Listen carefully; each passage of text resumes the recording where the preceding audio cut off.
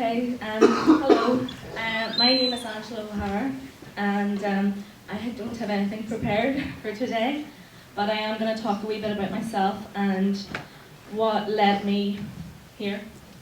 So, about a year and a half ago, I finished my degree in film at Queen's. I got a 2-1 and graduation was coming up. And what should have been one of the happiest occasions in my life so far, I spent the entire time telling myself that I was a failure, because that's how I felt. And I had been carrying a lot of these feelings for years, that I was worthless, that I wasn't worth anyone's time. I couldn't understand why I had friends. I couldn't understand why anyone liked me. And I turned to food as a comfort. It was the only thing for me that could soothe me, well, for about a minute. And then I would have just kept eating and eating to reaffirm those beliefs that I was worthless and that no one should care about me. So one night, I was crying, as usual. I had been for the past 3 months. And I thought, this just can't be what life is like. If this is what life is like, then I don't want to live it. And I started doing some research on the internet about my behaviours, about what I had been doing, how I had been treating myself, how I was eating. And Google is always great, told me about binge eating. And it was like a light bulb had clicked for me.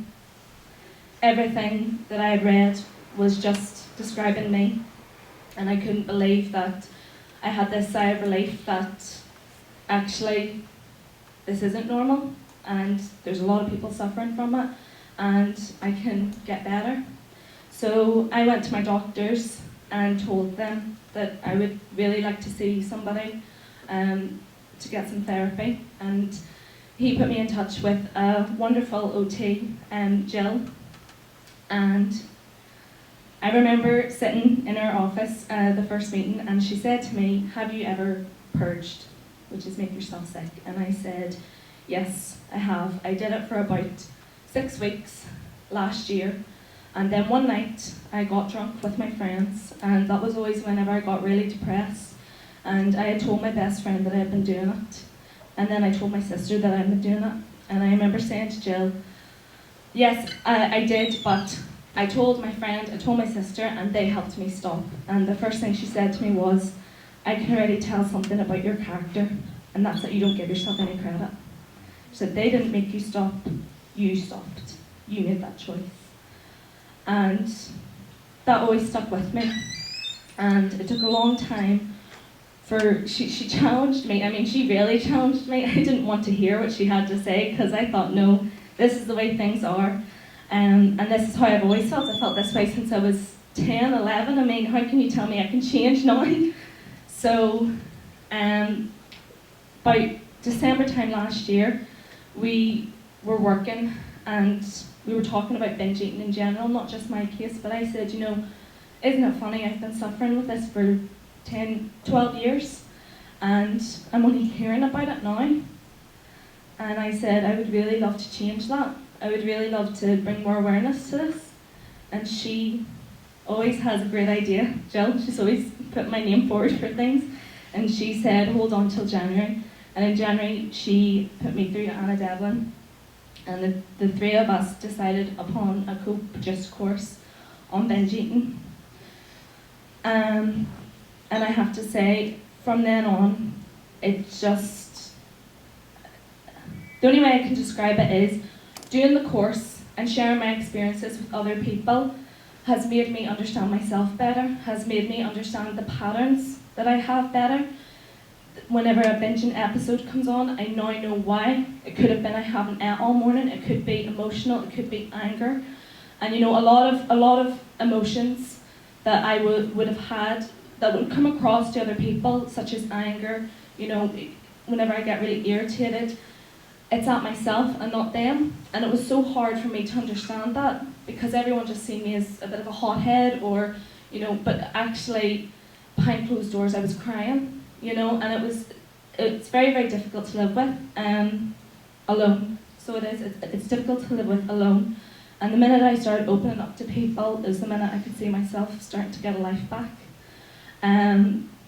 So we produced our first course in April, and I used my media background for it. And I'm going to show you all a video from the course about my self-esteem. We have different sections, and this one is about my self-esteem, and it's 2 videos.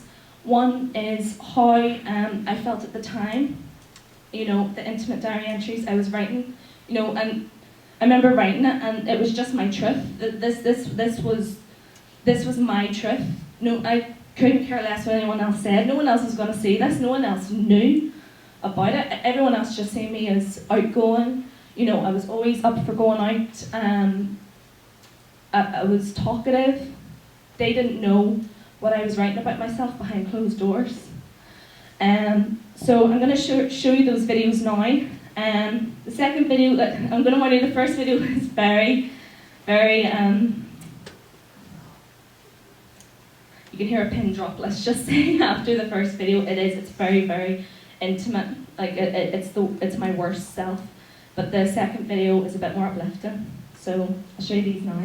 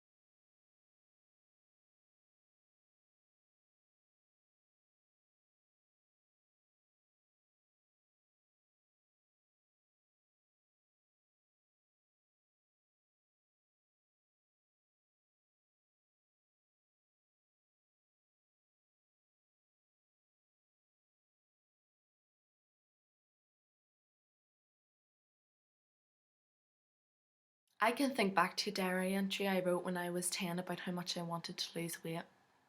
I've carried these feelings from childhood, and from as young as 14 I started dieting. But the diets would only last for maybe a week before the urges to binge eat would become so strong I would give in to them. And then I would feel like a failure, like I couldn't achieve my goals. It would feed my bottom line. I am worthless because of what I weigh.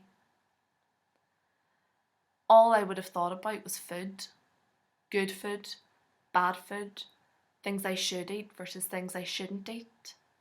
I would look at people in the media.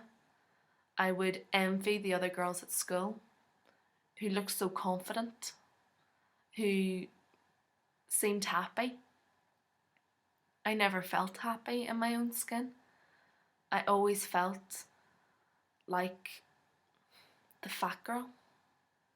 And it was really horrible because my whole basis of my worth was on that. I couldn't see that people thought I was funny or creative. I couldn't see that my nieces and nephews love to spend time with me because I'm playful and fun. All I could see was fat, fat, fat. And it was horrible.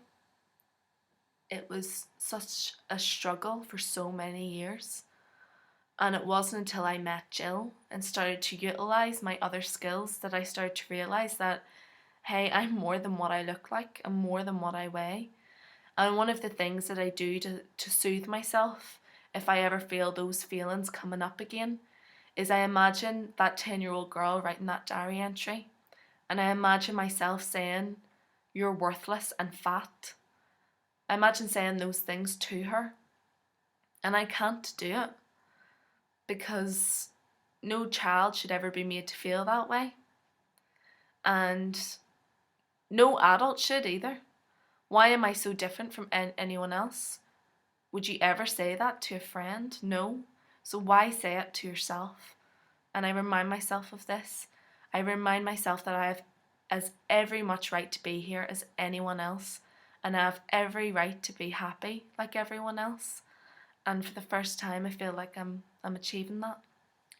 Binge eating was such an important part of my life for so many years that I know that I will always have it with me, and that some days will be easier than others. But I am now on the path to recovery. I am now starting to realise that there's more to life than just thinking about food and obsessing about it and obsessing about how I look. I've let go of the past and I'm more optimistic about the future. But right now I'm living in the present and it's great. And everything I've done with Jill has led me to this moment. And I'm so grateful for her and the Recovery College. And I'm really proud of myself for what I've achieved and where I've come to.